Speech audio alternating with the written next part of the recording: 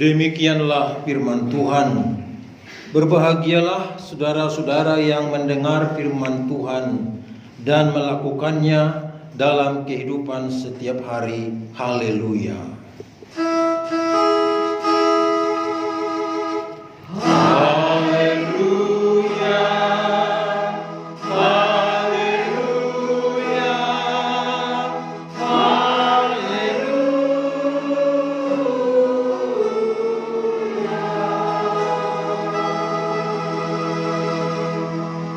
Bapak Ibu saudara-saudara dipersilakan duduk kembali.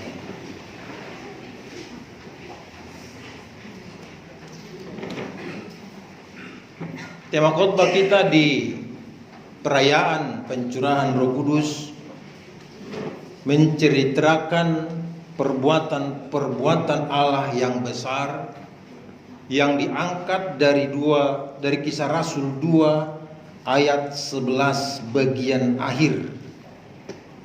Di ayat 11 dikatakan begini, baik orang Yahudi maupun penganut agama Yahudi, orang Kreta dan orang Arab, kita mendengar mereka berkata-kata dalam bahasa kita sendiri tentang perbuatan-perbuatan besar yang dilakukan Allah.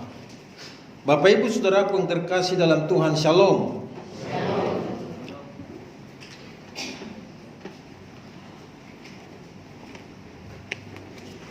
Kalau nanti ada orang bertanya apakah seiman atau di luar iman kita kepada kita, apa itu arti kata basis, kita semua harus paham dan harus tahu menjawabnya.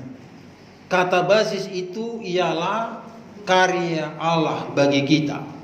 Coba kita semua sama-sama katakan, karya Allah bagi kita adalah kata basis. 1, 2, 3.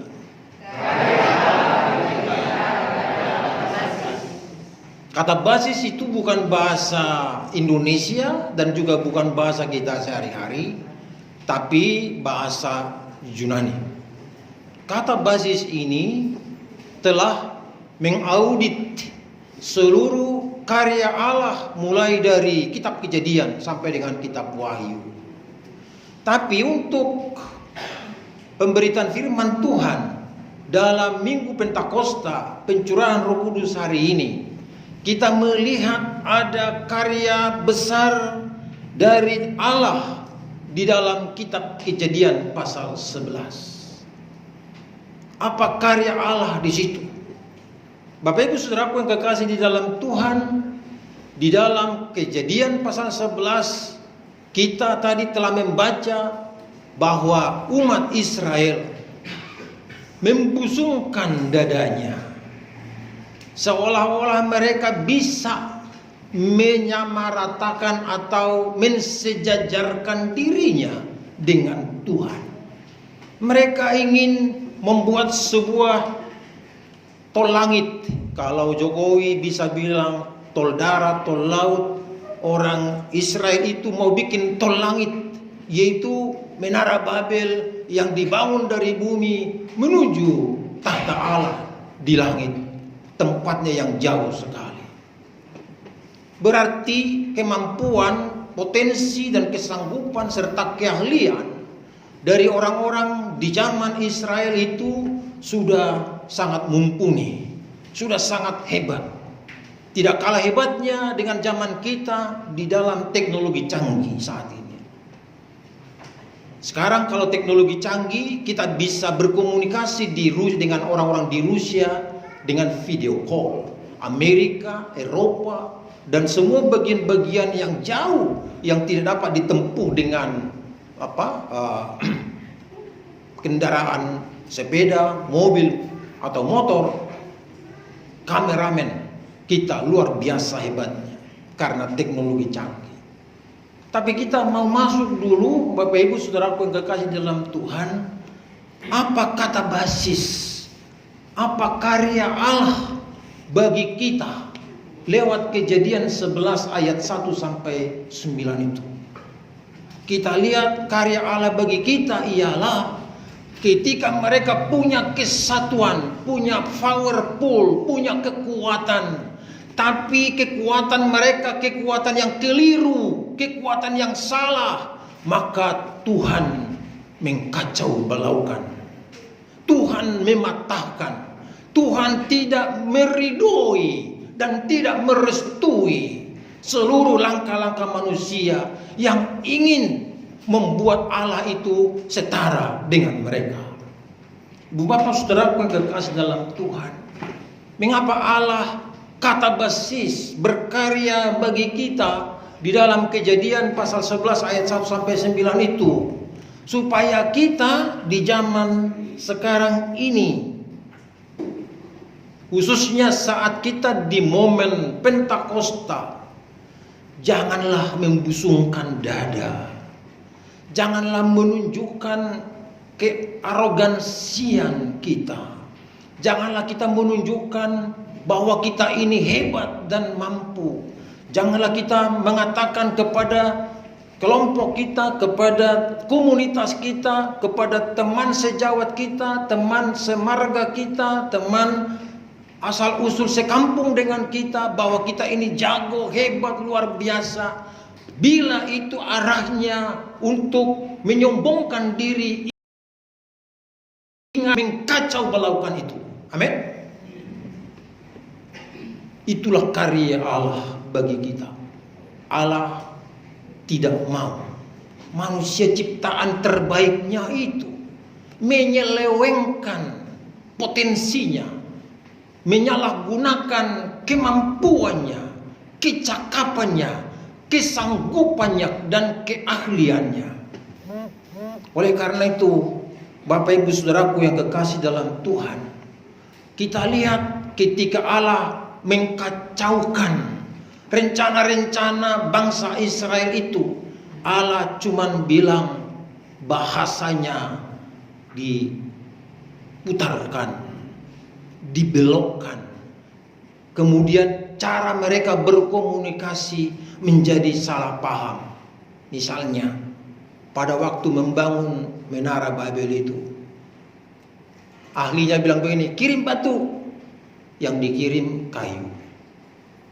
Karena dikirim kayu, maka yang meminta batu marah, dan terhentilah pekerjaan itu. Atau ketika dia minta kirim pasir, yang dikirim batu, maka yang meminta dikirim pasir menjadi salah mengerti, bahkan gondok. Udah, daripada saya meminta ini dan meminta itu, kamu tidak bisa beri, lebih baik stop. Akhirnya terjadilah pekerjaan yang tidak berlanjut karena Tuhan mengkacau balaukan bahasanya. Bapak Ibu Saudaraku yang kekasih dalam Tuhan, berarti karya Allah bagi kita, walaupun 100% manusia melakukannya itu, Tuhan cuma pakai segelintir, cuma mengacaukan bahasanya doang. Itulah kata basis dahsyatnya Allah menggagalkan segala penyalahgunaan potensi dan karunia yang telah diberikan kepada manusia.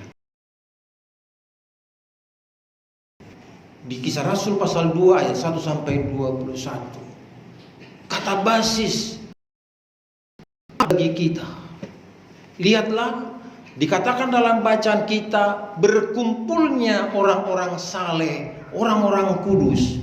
Pengertian orang-orang saleh dan orang-orang kudus adalah orang-orang yang akrab kepada Tuhan beribadah, adalah orang yang mengistimewakan Tuhan, orang yang memprioritaskan Tuhan, orang yang selalu lebih banyak atau lebih pertama duduk kepada Tuhan melalui saat teduhnya, melalui persekutuannya.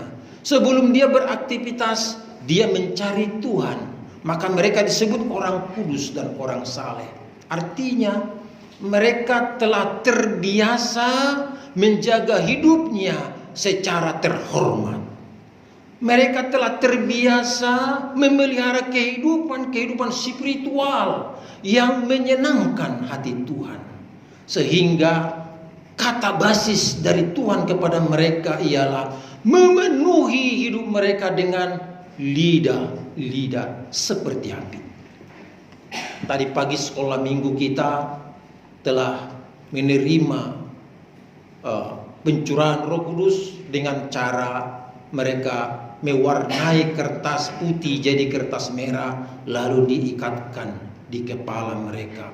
Begitulah cara penyampaian kata basis dari pihak Allah kepada orang-orang saleh, kepada orang-orang kudus, kepada orang-orang yang menantikan kasih dan kuasa Tuhan dinyatakan dalam kehidupan mereka. Oleh karena itu Bapak Ibu, saudaraku yang kekasih di dalam Tuhan, kita masuk kepada bagian yang kedua. Selain daripada kata basis, kita masuk kepada anabasis. Kalau kata basis itu karya Allah bagi kita, maka kita sekarang mengerti anabasis karya kita Allah.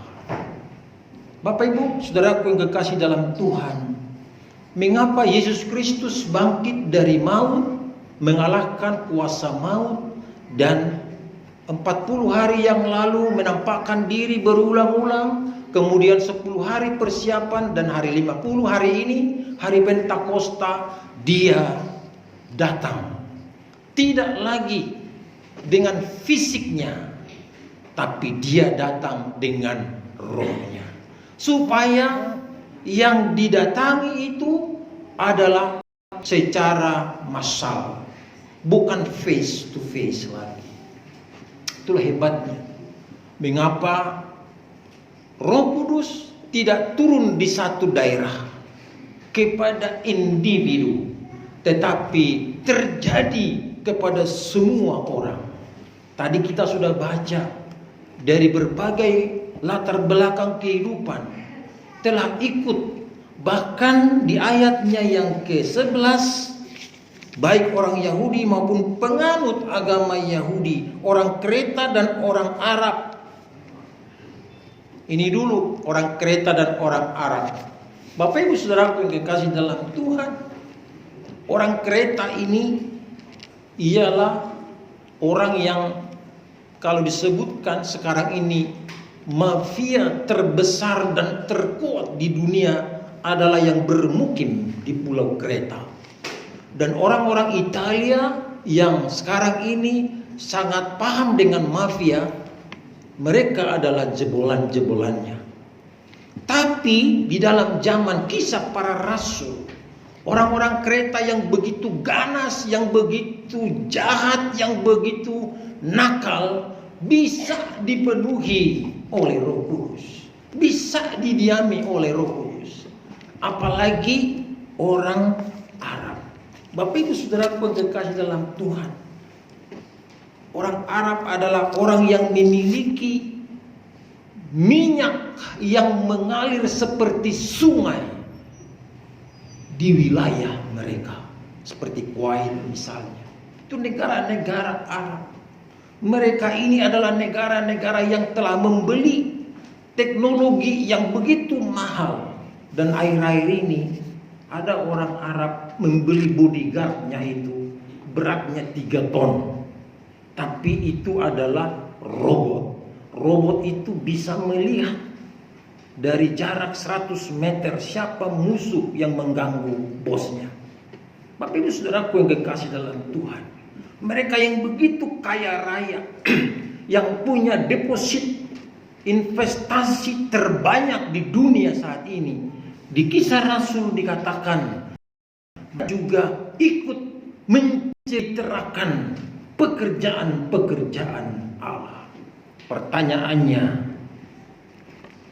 siapa dan di manakah kita saat ini? Kata basis karya Allah bagi kita sudah tutup mata pun kita bisa ceritakan. Tapi ketika anabasis, apa yang bisa kita buat sebagai karya kita kepada Allah? Ibu bapak, saudaraku yang kekasih dalam Tuhan, nanti pada tanggal 24 Juli gereja kita ini berusia 34 tahun. dari 24 Juli 1988. Apa karya kita bagi Allah setelah kita menjadi jemaat dewasa? Apakah kita disebut dewasa tapi tetap kekanak-kanakan, atau disebut dewasa mini yang tidak bisa berbuat apa-apa? Bapak Ibu Saudaraku yang kekasih dalam Tuhan, kita yang telah dibaptis di dalam nama Tuhan, diteguhkan di dalam nama Tuhan, apakah yang dapat kita buat bagi Allah? Bapak Ibu, belakangan ini di gereja kita dicetak buku PTB, persembahan tetap bulanan. Judulnya persembahan tetap bulanan. Jadi setiap bulan itu kita berkarya bagi Allah melalui pemberian kita, melalui kewajiban kita, melalui berkat Tuhan yang diberikan oleh Allah kepada kita. Di dalam PTB itu ada untuk gereja, ada untuk pembangunan, ada untuk dana taman abadi. Bapak Ibu Saudaraku yang kekasih dalam Tuhan, alangkah baiknya kita menyadari bahwa Roh Kudus telah mendiami kita, dan jadi sangat tepat kita juga berkarya bagi Allah lewat kewajiban-kewajiban kita. Baru-baru ini kita sedang membeli pengadaan dukungan pelayanan, yaitu laptop. Semua kita tahu bahwa laptop itu akan bisa terbeli dengan harga sekian bila kita berkarya bagi Allah di situ. Kita tidak usah malu-malu harus memberikan banyak baru ikut berperan serta. Apa yang dapat bisa kita berikan, kalau itu menjadi karya kita bagi Allah, berikan saja. Tidak harus ditunggu penuh dulu dompetnya sekian baru kita berkarya bagi Allah. Yang saya tahu, ini yang saya tahu dan yang saya imani, ketika isi dompet kita sedikit dan sedikit itu juga kita pakai berkarya bagi Allah, maka setelah dompet kita kosong, maka Allah yang mengisinya kembali. Amin. Itu yang saya imani. Saya nggak tahu kalau Bapak Ibu mengimani yang lain, saya nggak tahu. Tapi yang menjadi realitas kenyataan saat kita enggan berkarya bagi Allah. Gengsi kita telah mendominasi pikiran kita, hati kita. Semua gengsi yang mendominasi kita itu adalah manusia seperti yang di perjanjian lama.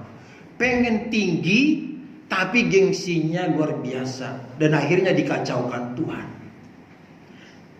Buanglah gengsi itu. Milikilah kelemah lembutan dan kerendahan hati. Kemudian Bapak Ibu Saudaraku yang kekasih dalam Tuhan, kalau di PTB itu sudah ada dana kepada pembangunan, kemudian ada kotak di depan itu bukan lagi ke pembangunan, tapi itu kepada komisi rumah tangga. Kenapa? Kalau gereja ini adalah kerajaan Allah, maka komisi rumah tangga itu ialah komisi yang menyediakan konsumsi dan akomodasi bagi para petugas, para pelayan, bagi semua yang melakukan kegiatan-kegiatan di sepanjang hari dan minggu, bulan dan tahun di dalam gereja. Komisi rumah tangga kita selalu bertanya, kami mau beli apa, uangnya tidak ada. Kenapa ada pertanyaan seperti itu? Karena anabasis kita belum kompak berkarya bagi Allah. Kita masih enggan, kita masih menunggu orang lain berbuat, baru pun itu tergerak hati kita. Ibu bapak, saudaraku yang kekasih dalam Tuhan, realisasi dari semua orang yang didiami oleh Roh Kudus dan dipenuhi oleh Roh Kudus, dia malu kalau tidak berbuat. Dia menjadi orang yang sedih dan menangis kalau belum berbuat. Jadi orang yang berkarya bagi Allah, yaitu anabasis, ialah orang yang tidak bisa ditahan. Dia selalu memberikan yang bisa dia berikan kepada Allah. Oleh karena itu, Bapak Ibu Saudaraku yang kekasih dalam Tuhan, lagi-lagi saya mau ceritakan kehidupan orang Kristen Bali di Bali sana. Suatu saat kita bisa ke lapangan melihat apakah itu realitas atau hanya lip service dari saya sebagai pendeta.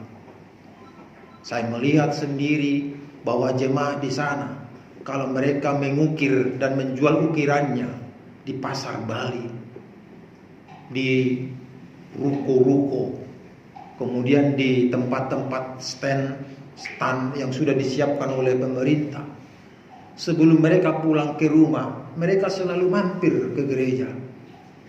Apa yang mereka dapatkan berkat dari Tuhan, mereka antar ke gereja terlebih dahulu sebelum dibawa ke rumah. Itulah hebatnya mereka. Sehingga orang Kristen Bali itu nggak pernah bergantung kepada pemerintah, kepada orang kaya, kepada penguasa, kepada orang-orang yang bermodal tinggi. Karena anabasis, karya anak-anak jemaat itu secara serentak dan secara kompak menghormati dan menyenangkan hati Allah.